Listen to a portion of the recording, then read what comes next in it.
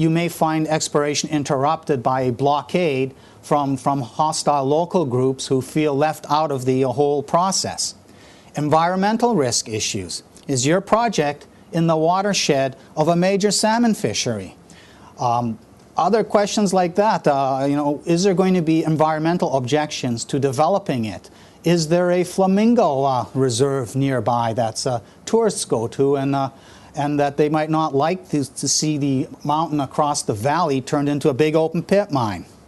And are there other permitting obstacles? Now, in the early stage, we usually don't worry about these things yet because we don't even have a deposit yet. We have a target and maybe a drill intersection. But later on, as the project gets more advanced, these are questions which you have to drill down into and get answers to. Now, the reason I mention these sort of risk-type questions is the discount rate that you use to figure out your net present value. You can adjust that to accommodate what you see as these various risks. So if you see lots of aboriginal risk and geopolitical risk and tidal risk, use a 20% discount rate. If you do not see these problems, then you can get away with using a 5% risk. Now, I like to make life simpler for myself, so I do all this homework, and I don't want to deal with some complicated number like 339 million or something like that. So I have three categories of potential outcome targets: $100 million, $500 million, and $2 billion, which would be an absolute stunning world-class outcome for an exploration play. The kind that I hope for most is a $500 million outcome. The $100 million outcome is actually a small-scale project. It is too small for most mines to get production financing of any sort. So I have that there so that one can tell, oh, this is actually a small minor project. I really don't want to place any bets on this outcome because this outcome is too small for my taste. Now let's move on to the second step, probability analysis.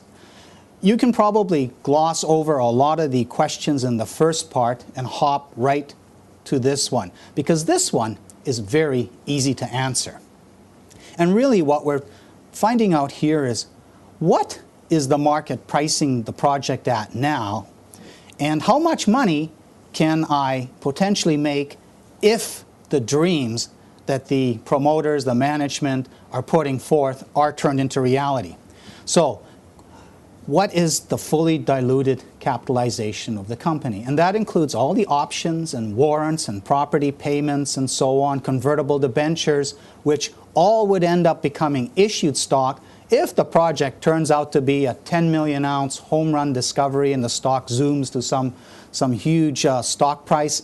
Then all these pieces of paper would come into existence and they would represent part of the ownership pie of this asset. So always use fully diluted as the number to calculate how the market's pricing something. What is the stock price? Well, that's obvious. You look that up on the internet. Now, what are the intrinsic odds of delivering the dream target as a mine? Now, that's a tricky question, and that will be the core of this presentation, which we will get to in a second. Net project interest. I mentioned earlier that you need to look at the devils in the details of the option agreement or the property agreement that defines the ownership.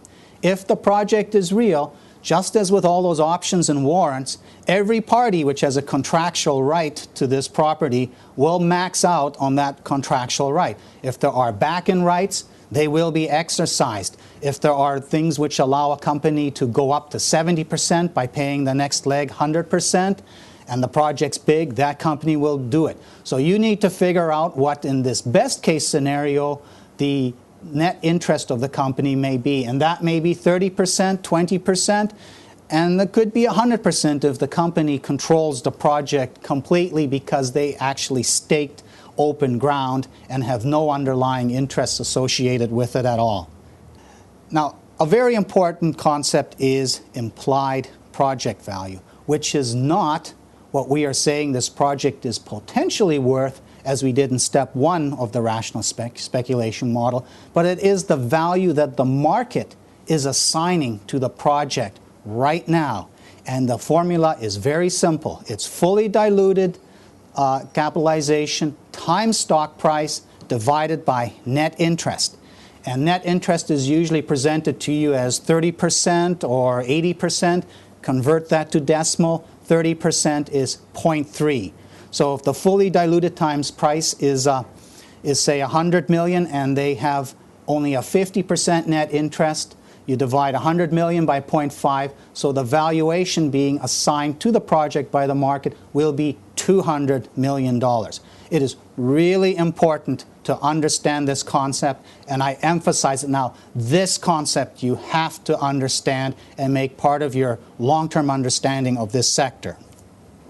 And here is an example in the case of Brett, where they have 74.3 million shares outstanding times 70 cents. They happen to have 100%, so you divide it by 1. So the implied project value is $52 million. Now, some of you may already be saying, okay, the market's assigning $52 million to a project which we know has 4.8 million ounces, which at $900 is worth $4.5 billion. And wow, this is worth a fraction of the ounces in the ground.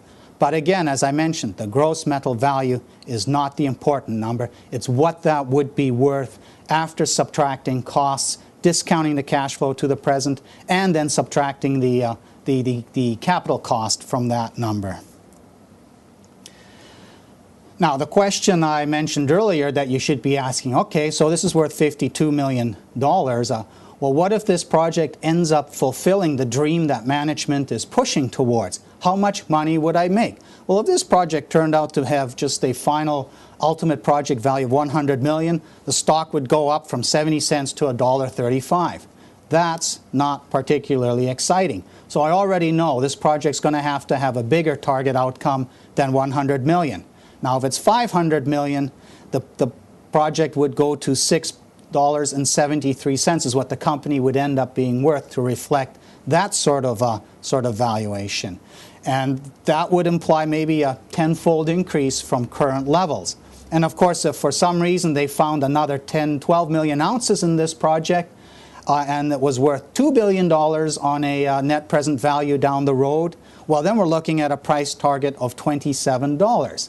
So what you can see here is I'm quantifying what is the potential that you can make if these different scenarios emerge at the end of the exploration cycle. Now, you may notice from the screen that there's a little caveat in there, which is all about dilution. In this case, the company is funding the exploration cycle, so it will have to raise the money, which means that the fully diluted number will go up over time. And that is an important risk, which you must keep in mind, that if the market timing is wrong and the company needs to raise a lot of money and they have to dilute at 10 cents, well, your stock price upside will go down substantially. So if Brett suddenly has 500 million shares outstanding, well, then even with this $500 million dream target in mind, the stock would only go to $1. So beware of the dilution risk.